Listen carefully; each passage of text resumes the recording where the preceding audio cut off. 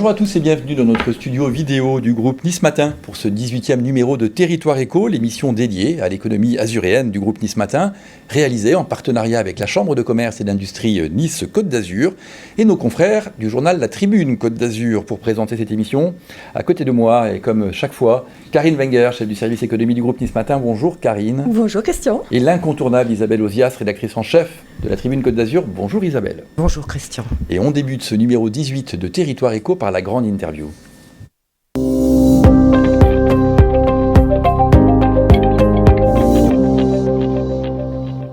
Le salon de la franchise aura lieu à Nice le 14 novembre prochain. Pour en parler, qui mieux qu'une franchiseuse à succès? Nous avons invité aujourd'hui Céline Molière, cofondatrice d'Emily and the Cool Kids.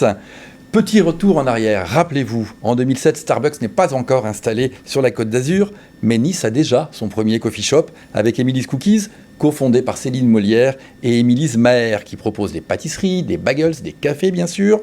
Au fil des années, ce coffee shop grandit, on se précipite tous dans ces magasins pour manger des cookies, et on ouvre des points de vente en nom propre et en franchise. Aujourd'hui, Emily's Cookies a changé de nom, s'appelle désormais Emily and the Cool Kids, et dispose de plus de 30 points de vente. Bonjour Céline Molière. Bonjour. Bienvenue sur notre plateau. Merci d'avoir accepté notre invitation. À défaut de nous donner les recettes que vous ne me donnerez pas de vos super cookies, au moins peut-être celles de votre succès, de votre success story. Est-ce que vous pensiez déjà créer un modèle de franchise lorsque vous avez commencé? Racontez-nous un petit peu vos débuts, qui j'imagine ont été un peu compliqués et mûrement réfléchis et préparés. Exactement, donc c'est vrai qu'en 2007, lorsqu'on a ouvert ce premier magasin rue Alberti, un magasin de 37 mètres carrés, tout simplement parce qu'on n'avait pas les moyens d'acheter un magasin plus grand, on avait déjà préparé le projet pendant plus d'un an avec Émilie. Je dis plus d'un an, mais je réfléchissais au projet depuis une dizaine d'années en fait, depuis mes 17 ans, ma première visite en Californie et cette découverte de ces lieux incroyables que nous n'avions pas en France, les coffee shops. Et durant un an, donc avec Émilie, on a réfléchi à tout, du concept de la carte au menu, à la décoration, à vraiment l'expérience qu'on voulait offrir à nos clients. Bien sûr, s'en est suivi un long processus, notamment au niveau du financement, puisqu'à l'époque, on avait 7 000 € chacune en rassemblant nos économies. Donc ce premier succès nous a rempli de joie, mais j'avoue qu'à cette époque-là, on avait du mal à avoir des projections aussi lointaines que 2024, où aujourd'hui, donc, nous en sommes, comme vous le savez, à plus de 30 magasins, avec une majorité des magasins en franchise, plus de 25 magasins en franchise, un chiffre d'affaires de la marque qui va atteindre les 12 millions cette année, et surtout le chiffre qui m'a marqué vraiment cette année, 1 million de transactions clients.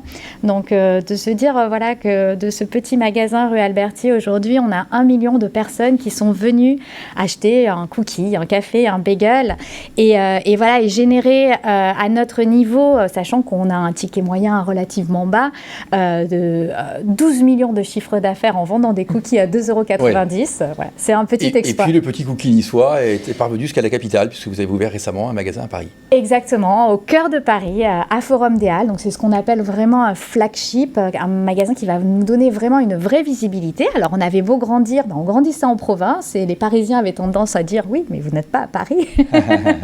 Donc voilà, il était temps de leur répondre et d'y être. Alors on va rentrer dans le détail de cette belle réussite avec Karine et Isabelle. Mesdames. Céline, vous dites que la franchise est un modèle vertueux, c'est-à-dire quels en sont les avantages ?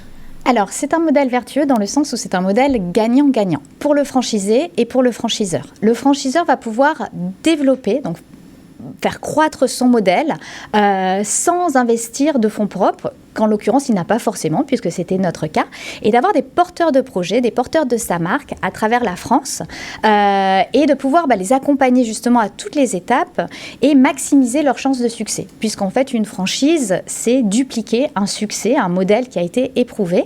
Donc, le franchisé a toutes les chances de son côté pour pouvoir réussir. Le franchiseur va pouvoir faire rayonner sa marque de manière nationale, en l'occurrence, voire internationale, grâce à un modèle dont il a prouvé le succès. On a parlé du franchiseur, on va parler des franchisés. Sont-ils nombreux à frapper à la porte d'Émilie ? Et comment les recrute-t-on ? Alors, on a beaucoup de chance, puisqu'effectivement, ils sont nombreux. On a actuellement 200 à 250 candidatures mensuelles de personnes qui viennent frapper à notre porte virtuelle à travers les réseaux sociaux, grâce à des campagnes aussi de recrutement. Donc j'ai la chance aussi d'avoir de très bonnes équipes. Aujourd'hui, l'entrepreneuriat fait rêver, la franchise rassure et on a des gens justement post-Covid qui se demandent qu'est-ce que je suis plus très bien dans mon travail, qu'est-ce que je vais pouvoir faire? Je veux changer de vie, mais j'ai envie quand même d'avoir un certain filet de sécurité. Faire appel à une franchise, c'est s'offrir ce filet de sécurité aussi et choisir un modèle et un accompagnement qui va permettre d'être quand même relativement sécurisant dans un monde qui n'est pas forcément toujours. Il faut des bases entrepreneuriales ou pas du tout? Alors, une sensibilité entrepreneuriale, mais pas forcément. Nous, c'est vrai qu'on a un modèle qui permet d'être vraiment accessible. Quand je vois parmi mes franchisés aujourd'hui, j'ai des anciens graphistes, des anciens chorégraphes, journalistes. Donc, on peut vraiment imaginer... ça nous donne des idées de reconversion. Exactement. Tout type de reconversion possible. Ce qu'il faut avoir, c'est un vrai sens du commerce, dans notre métier en tout cas. Et ça, c'est vraiment la condition indispensable. Quel est le ticket d'entrée financier pour être franchisé de Emily & the Cool Kids? Alors, le ticket d'entrée pour Emily, c'est un droit d'entrée de 15 000 €, mais le ticket d'entrée financier pour entrer dans la franchise, c'est un apport d'environ 40 à 50 000 €, qui correspond à 20-25% de l'investissement global, puisqu'on sait que les banques vont potentiellement nous suivre, sous réserve d'avoir cet apport. Quelle est votre plus-value, vous, en tant que franchiseur, en tant que Emily & the Cool Kids? Alors, notre plus-value, c'est l'expérience. Donc, c'est vrai que 17 ans, 18 ans, ça ne me rajeunit pas, mais c'est quand même une sacrée expérience du domaine. 18 années durant lesquelles on a pu tester ce qui marchait pas et modéliser notre savoir-faire et modéliser la performance de ce savoir-faire à travers des ratios, à travers en fait c'est mettre vraiment toutes les chances de succès au service de quelqu'un qui arrive dans le business et qui n'a pas justement cette expérience. Donc on va pouvoir gagner du temps, gagner de l'argent et atteindre un niveau de rentabilité beaucoup plus rapide. Je crois savoir que vous utilisez un logiciel qui vous permet de gérer un peu le flux piétonnier pour savoir où installer le point de vente. Tout à fait. Donc c'est un logiciel qui va nous permettre de mesurer le flux piéton de manière très précise, c'est-à-dire 6 mètres autour d'un emplacement, grâce au bornage téléphonique, à nos fameux smartphones que nous trimballons partout, de pouvoir savoir, avant de s'implanter à un endroit exactement et de manière très précise, combien de personnes vont passer devant le magasin. Nous, aujourd'hui, grâce à cette donnée et grâce à d'autres données que nous avons en interne, comme le ticket moyen, on sait en moyenne combien les gens dépensent dans nos magasins. On connaît également nos taux de conversion. On sait que quand 100 personnes passent devant un magasin, au moins 1,1 personne se laisse tenter. Il y a au moins un gourmand sur 100. C'est ça. Exactement. Les statistiques le disent. En tout cas, qui craque 1,1.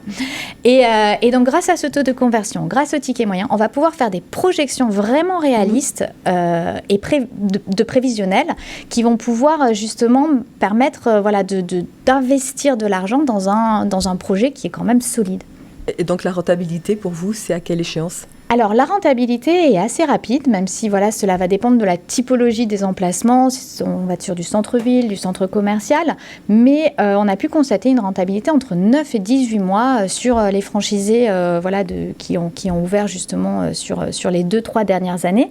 Donc, un retour sur investissement de ces 40 000 € vraiment rapide et très rassurant pour nous et qui nous permettent justement de nous développer avec sérénité. C'est une stratégie vraiment gagnante puisque vous êtes en hyper-croissance, peu ou prou, 25% par an depuis 2021. C'est énorme sur une chaîne de magasins commerciaux. Comment vous pouvez continuer cette courbe ascendante ? Alors ça, c'est assez difficile à prévoir, mais c'est vrai que l'observation de réseaux de franchises similaires aux nôtres, mais qui sont plus avancés dans le développement, me permet de dire qu'on va atteindre certains paliers. Donc on le sait, en franchise, les 10 premières franchises, on va dire que c'est le plus difficile. Il faut faire ses preuves de succès, il faut embarquer les gens dans une aventure qui reste un début d'aventure. Là, c'est le moment où on va recruter nos franchisés pionniers. Donc ceux qui croient vraiment dans le concept et qui vont... C'est là qu'il ne faut pas se tromper. Il ne faut pas se tromper. Ce sont vraiment les alliés et c'est eux qui vont co-construire avec nous le réseau de franchise. Donc là, on sait que les 10 premiers sont compliqués. 50, je sais que c'est un cap. Donc voilà, c'est un cap qu'on devrait atteindre d'ici 2026 si on suit cette progression. On essaie de ne pas trop trop se mettre de pression. Si on l'atteint en 2027, ça ira aussi. Mais on sait que voilà, on va potentiellement atteindre des fois certains paliers, puisque le cycle de vie du franchisé, donc ces fameux 7 ans, fait qu'il va y avoir ou non des renouvellements de franchise, des gens qui partent vers de nouvelles aventures, des nouveaux entrants. Donc voilà, on se tient prête à vivre aussi des paliers dans la croissance et dans le développement de la marque. Est-ce qu'on peut parler d'un seuil critique pour votre modèle économique ?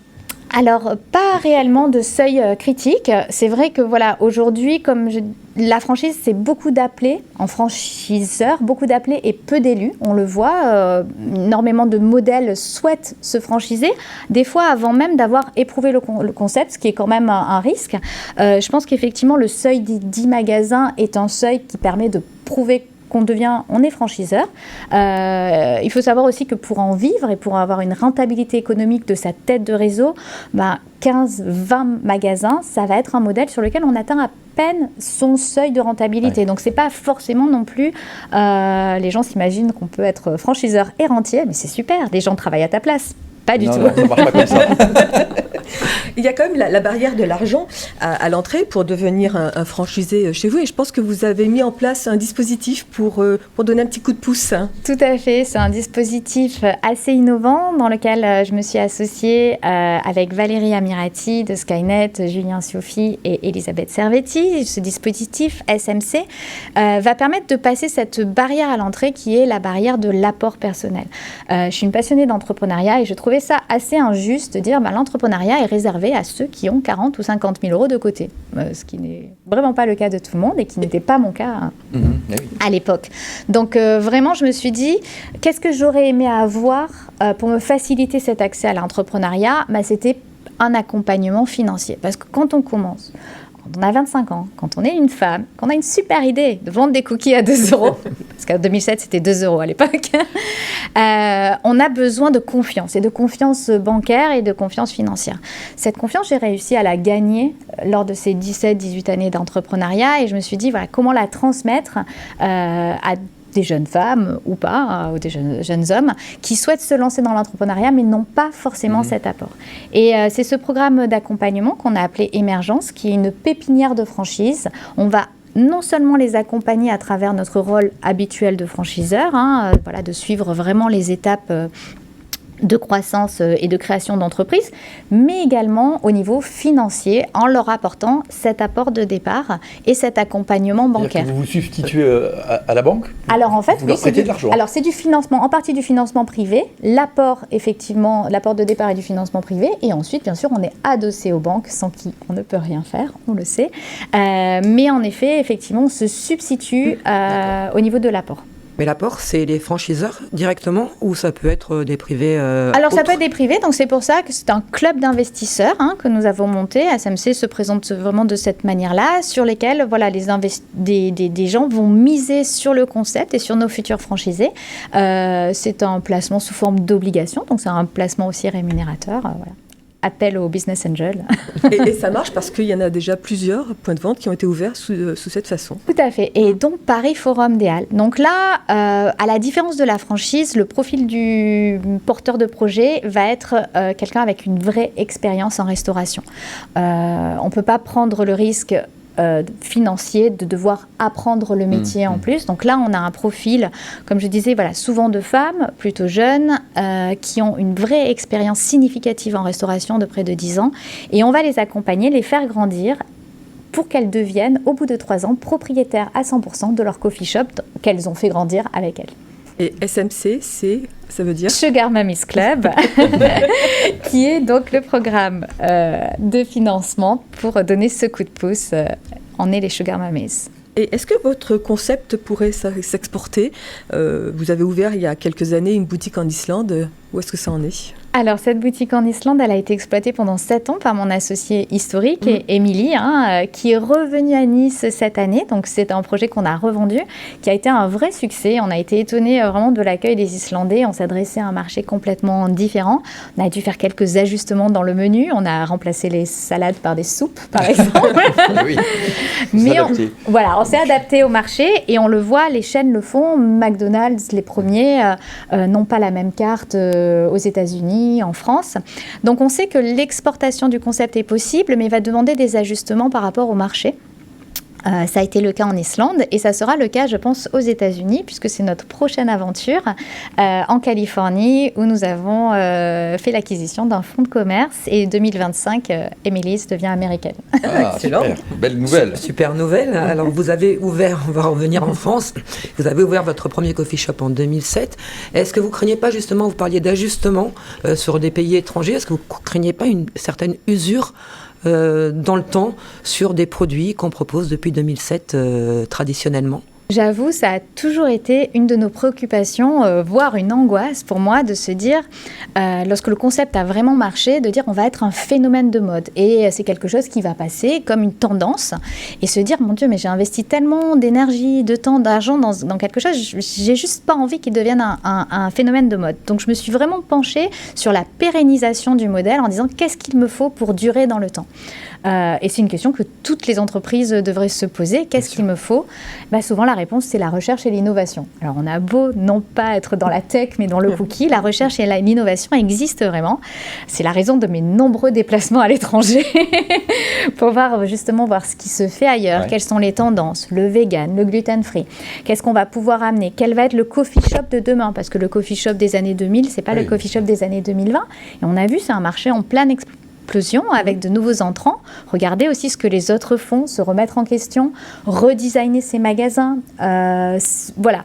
Alors, oui, comme quelqu'un qui vieillit, de se dire, voilà, qu'est-ce que je vais faire pour rester jeune aussi, qu'est-ce que je vais faire pour rester intéressante et solliciter justement l'intérêt de ses clients. Alors on a de la chance parce qu'on a des clients qui nous suivent vraiment depuis 18 ans, qui viennent régulièrement et de manière récurrente dans nos magasins. Il faut qu'on puisse leur proposer de la nouveauté, il faut qu'on puisse leur proposer un point de vente qui a toujours des détails en plus, qui est toujours au goût du jour. Et la preuve, donc on essaie d'observer vraiment avec attention ce qu'on appelle nos magasins pilotes, c'est-à-dire les magasins qui ont été les premiers à connaître ce succès. Ce sont des magasins qui se situent dans la région et à observer justement une croissance de ces magasins à minima de 5% par an depuis 17 ans. Ce qui veut dire qu'en fait, on a vraiment un renouvellement de clientèle et une fidélisation qui fait que le concept continue à bien fonctionner. Voilà. Et le cookies n'a pas d'âge de toute façon. Normalement, il traverse les âges. Comme vous, Christian. Alors ça, c'est moins sûr. Une de vos particularités, c'est que vos magasins ne se ressemblent absolument pas. Ils sont tous différents. C'est vrai. On est une franchise atypique. Je pense que j'ai transmis cet atypisme à ma marque aussi, en me disant, la franchise, est-ce que... Alors, mon ADN n'est pas forcément de rentrer dans une forme de standardisation. Et j'avais peur que rentrer dans cette standardisation, ça soit préjudiciable pour la marque, pour les gens qui, justement, les franchisés qui allaient mettre leur énergie, leur argent au service de la marque, de ne pas avoir aussi leur mot à dire. Donc, on a défini un concept architectural dans lequel on va retrouver un fil rouge, en fait, et vraiment des marqueurs qui vont permettre aux gens d'identifier la marque. Mais quand même, ce que j'ai pu observer aussi avec cette longévité, c'est qu'on ait une tapisserie à fleurs ou à rayures, c'est pas vraiment ce qui va sur ce détail que va reposer le succès du concept. Donc on a laissé quand même une grande zone de liberté aux architectes et aux franchisés pour pouvoir justement avoir un concept évolutif dans le temps. Ce qui est super original quand même pour un réseau de franchises. C'est très atypique et je pense que c'est ce qui nous permet de vieillir moins vite parce qu'aujourd'hui, si on rentre dans un magasin qui a 5-7 ans, on sait que les tendances, les couleurs changent énormément. Aujourd'hui, voilà, on a un concept qui a su traverser le temps puisqu'il a su évoluer et ne pas rester dans un modèle rigide. C'est assez inconfortable en tant que franchiseur parce que la franchise, c'est avoir un manuel opératoire. Figer son manuel opératoire à un moment M, c'est beaucoup plus facile que le faire évoluer. Et la difficulté du franchiseur, c'est de faire évoluer son savoir-faire, de le transmettre et de rester... Et au rythme de chaque structure. Et au rythme de chaque structure, exactement. Donc c'est vraiment quelque chose, c'est un boulot de tous les jours. Écoutez, Céline, c'était passionnant. Moi, j'ai découvert plein de choses grâce à vous et je ne verrai plus vos magasins de la même façon en allant déguster vos délicieux cookies. Merci infiniment d'être venu jusqu'à nous. Merci. Vous allez rester avec nous si vous le voulez bien pour assister maintenant au journal de l'écho que vont nous présenter Karine et Isabelle et qui va retracer l'actualité économique du mois.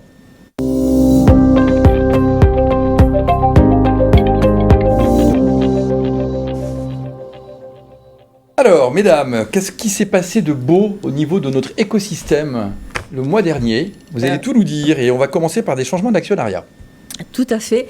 Avec Coverpla, la niçoise spécialiste des solutions de packaging clé en main pour l'univers de la fragrance et de la beauté, fait évoluer son actionnariat et accueille le fonds d'investissement Généo Capital Entrepreneur en tant qu'actionnaire majoritaire.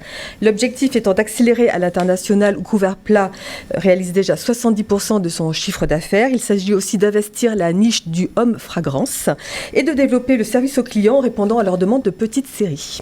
Un autre changement d'actionnaire, Isabelle. Oui, cette fois chez la niçoise Vite, qui elle s'occupe du suivi et du pilotage de la performance énergétique des bâtiments depuis plus de 40 ans. Son fondateur, Georges Dufaux, est toujours là, mais il a passé le relais à l'équipe de management dirigée par Fabienne Gasto. Elle était directrice générale. Elle en devient présidente. Le Vite a ouvert aussi son capital au fonds d'investissement LT Capital et à BPI France. LT Capital de façon majoritaire. Une franche accélération qui porte un petit nom, Cap 2030. Karine, vous allez nous parler d'une affaire qui mousse. Oui, synergie en cours entre la brasserie artisanale Blue Coast, elle est niçoise, et sa consoeur varoise Gecko, qui se sont associés pour créer des collaborations houblonnées, augmenter leur production et se développer en France et à l'international. Ce n'est pas la dernière à déguster cette nouvelle production. Non, et c'est pas tout à fait. Et on passe aussi à Maxi Bazar, qui a 100 magasins. L'enseigne sudiste spécialisée dans l'équipement de la maison a ouvert son 100e point de vente à Mougins, dans un bâtiment flambant neuf, où elle a aussi installé son siège social, auparavant basé à Cannes, Christian. Maxi Bazar a été créé il y a 25 ans et appartient désormais au Family Office Zouari, qui détient entre autres les surgelés Picard ou l'enseigne de déstockage Stocomanie. Nous avions reçu il y a quelques mois sur ce plateau son directeur général, Jean-Marie Pomarès. Oui, tout à fait. Il nous avait parlé justement de ses projets. De tous ces projets. Isabelle. Quelle mémoire. On va retourner sur le secteur de la franchise. Monsieur Albert, l'enseigne de hot dog niçoise, a annoncé début octobre une levée de fonds de 1 million d'euros avec l'arrivée d'un nouveau partenaire, Green Bull Group. C'est un groupe de carrosses. L'objectif de cette levée de fonds, accélérer le développement en succursale et devenir l'acteur incontournable du hot dog bleu, blanc, rouge. D'ici 5 ans, l'enseigne espère ouvrir une centaine de restaurants en France et pourquoi pas à l'international pour suivre vos pas, Céline. Et je connais très bien Sébastien Dameno qui fait un travail incroyable et je lui souhaite un très très beau développement et ça fait plaisir d'avoir des collègues franchiseurs sur la Côte d'Azur. On passe à Tournaire qui réalise une opération de croissance externe au Canada. Donc Tournaire, c'est le Grassois leader de l'emballage barrière industriel en aluminium monobloc. Et en rachetant InnovaWeld, spécialisé dans la fabrication d'emballages en acier inoxydable soudé au laser, l'Azuréenne étend sa gamme de produits et répond surtout aux demandes de ses clients de solutions réutilisables et recyclables. Tournaire, dont nous avions aussi reçu le dirigeant sur ce plateau à votre place, Céline, il y a quelques mois. Isabelle. En rachetant les agences d'intérim d'insertion, T+, et ISEM, le groupe Hippolito rajoute, on a reçu Pierre Hippolito sur notre plateau. Oui aussi, mais on a reçu tout le monde. Le Territoire Éco, c'est l'émission incontournable de l'écosystème naturel. Tout le monde le sait maintenant, Isabelle. Le groupe Hippolito rajoute une 6e branche à son marque de service. Pour mémoire, le TI familial officie déjà dans les mobilités, l'industrie, le tourisme, l'environnement. Et j'en ai oublié l'immobilier, bien sûr, sur la création d'éthiques solutions RH. Le groupe Hippolito s'est associé à 2 acteurs de poids régionaux. On parle d'Interima et de la VARAP. Il couvrira toute la chaîne de valeur des ressources humaines, du recrutement à la formation professionnelle en passant par l'insertion. Alors, comme toujours, quelques vire-vire à la tête de nos entreprises, des nominations et des départs ce mois-ci. Isabelle.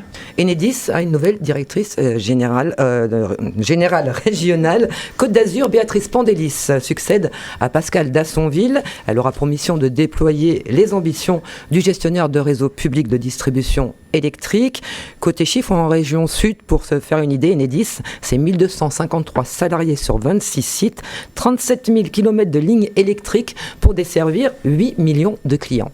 Une autre grosse entreprise qui change de dirigeant. Pas tout à fait. Alors, après 16 années en tant que délégué régional Provence-Alpes-Côte d'Azur d'Orange et près de 40 ans passés donc chez l'opérateur téléphonique, Laurent Landex raccroche la ligne et fait valoir ses droits à la retraite. C'est le Varois Philippe Domas qui lui succède et prend la responsabilité de la région sud. Et puis ce mois-ci, il y a eu 2 grands événements dans notre écosystème. Oui, dont un beau succès pour la 2e édition d'IBT, le salon qui réunit toutes les industries, y compris le bâtiment et les technologies, le 15 octobre. Ils étaient 4800 visiteurs à parcourir les allées de l'Alliance Riviera à Nice pour découvrir les nouveautés en la matière proposées par 90 entreprises exposantes. 2 démonstrateurs de technologie ont permis à 1700 jeunes de découvrir les métiers industriels du futur et plus de 500 candidats à l'emploi ont déposé un CV pour 400 postes à pourvoir en direct.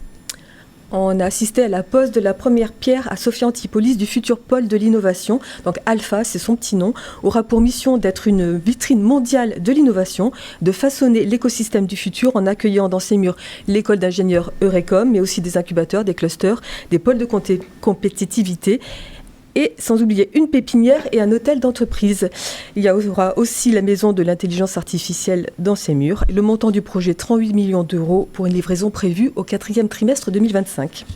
On passe à quelques chiffres maintenant, Karine. 60 millions d'euros sur 5 ans, c'est le plan Sud pour des intelligences artificielles 2024-2028 de la région Sud. Ce plan a pour objectif de faire de l'IA un outil utile aux citoyens et aux entreprises et de soutenir l'excellence des chercheurs et des startups régionales.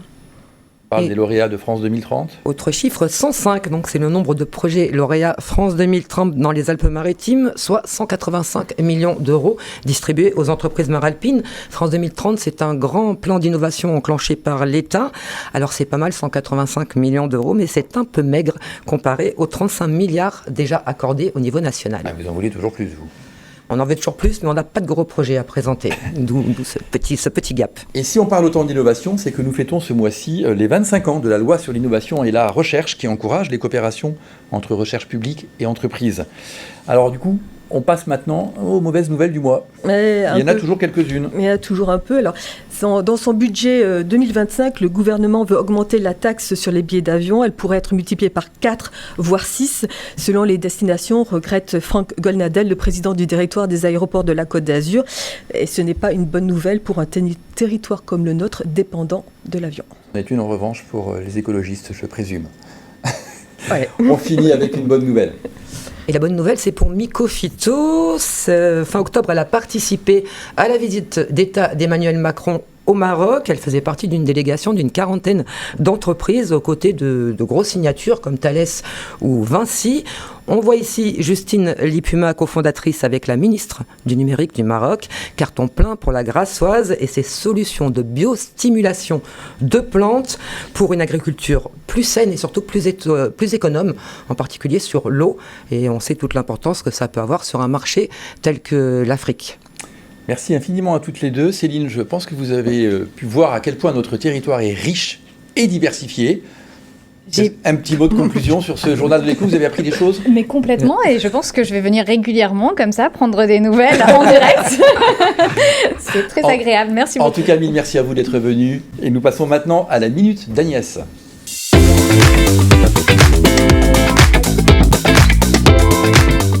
Et nous accueillons Agnès Farrugia sur ce plateau qui, comme très souvent maintenant, va nous présenter sa Minute d'Agnès. Alors, la Minute d'Agnès décrypte avec humour, chère Agnès, et pédagogie, une notion économique.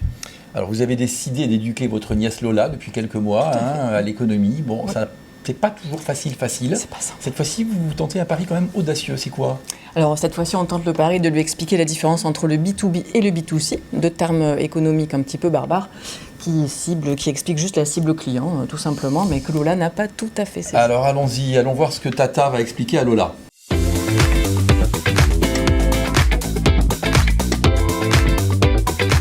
Tata, tu te rappelles, je suis allée revoir ton banquier, tu sais, celui qui voulait pas financer mon projet. Bah oui, je me rappelle, ma chérie, celui qui t'avait demandé ton business model. Bon, bah tu sais, je lui ai dit que je finançais mon concept, tu sais, le parapluie qui s'ouvre intégré à la laisse de chien, là, une dinguerie, bref. Et là, il me demande, est-ce que c'est du B2B ou du B2C ? Oui, c'est normal, il veut savoir à qui tu t'adresses. Comment ça, à qui je m'adresse ? Lola, une société qui fabrique des cartes à puce, par exemple, elle va les vendre à une autre société qui fabrique des téléphones ou des cartes bancaires, tu vois. Ça, c'est du business to business. Mais toi, ton parapluie, là, qui sort, là, quand il pleut, dans sa laisse et tout ça pour le chien, bon, bah, tu vas le vendre à des propriétaires de chiens, donc à des clients finaux. C'est du business to consumer, donc du B2C. Ah, d'accord. Ah, mais moi, je lui ai pas répondu ça du tout. Ah, et tu as dit quoi ?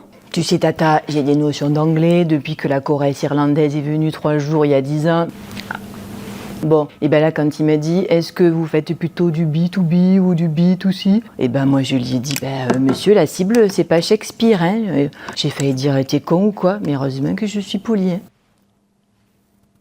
Non mais Lola, tu abuses. Non mais Tata, on fait déjà des études de ouf pour faire une techno innovante, super bien, qui plaise aux gens. Si en plus il faut avoir un bac plus 5 en économie pour parler aux banquiers, non mais où va-t-on? Je te le demande, où va-t-on? Mais oui, tu as raison Lola, B2C or B2B, telle est la question. Non mais Tata, là t'es vraiment pas drôle, pas drôle.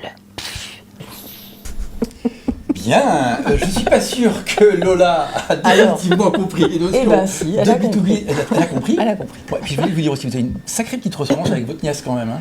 Oui, on le dit, Voilà. on le dit, on le Presque dit. On le plus dit, jeune qu'elle, c'est incroyable. Bon.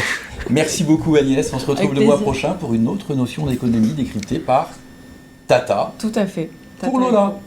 Merci. Merci en tout Christian. cas. Et nous terminons ce 18e numéro de Territoire Éco avec le pitch du mois.